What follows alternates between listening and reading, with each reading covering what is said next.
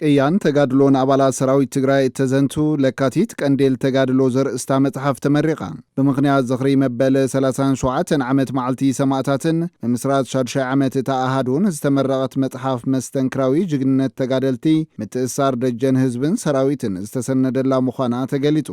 ዝተረፉ ዕማማት መምላስ ተመዛበልትን ምርግጋጽ ሉዓላዊ ግዛኣት ትግራይን ብምውጋን ሕድሪ ስዋኣት ብጾቶም ኣበ ሽቱኡ ከም ዘብጽሑ ኣባላት ሓይልታት ጸጥታ ትግራይ ይዛረቡ ስዋኣትና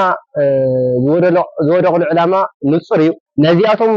ዝወደቕሉ ዕላማ ኣብ ሽቱ ንኽነውጽሑ ድሞ የሓጅም ድልዋት ኢና ዝተፈናቐለ ህዝብና ናብ ቦትኡ ንኽምለስን ለይትን ጻዕርን ቃልሲና ንገብር ዘለና ማለት እዩ ብሰላማዊ ቃልሲ ንምፍጻም ድሞ ኣብዝኛ ሰራዊት ኩሉ ድልው እዩ حدرس وقتي نعبرنا اليوم سويا فأوناتهم شتخاف أساسهم بوتفان تحنان هاو سدرا سوات بوغنوم مسوات دقوم كنتو خمزي ترفن بجاقانو تقادلتي قبر اللهم زلو حقز زحبن كم زخوانا نزاربو هم عقيد يكون هم خالي يكون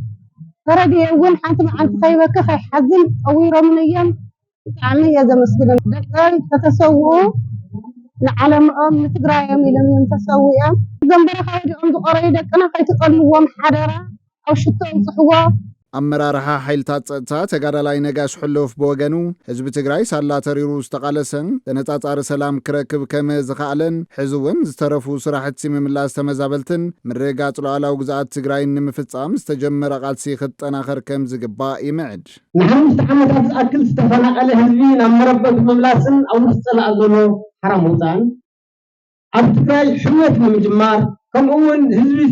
ዝተመረጸ መንግስቲ ንምውናን ብኻሊእ ኣገላልጻ ወይ ፕሪቶሪያ ንምትግባር ተወሳኺ ዓቕምን ተኽእሎን ንምህናጽ እዩ ኣብቲ ስነ ስርዓት ምረቓ መጽሓፍ ንስድራ ስዋኣት ገንዘባዊ ሓገዝን ካልኦት ደገፋትን ዝገበሩ ኣካላት ኣፍልጦ ተዋሂብዎም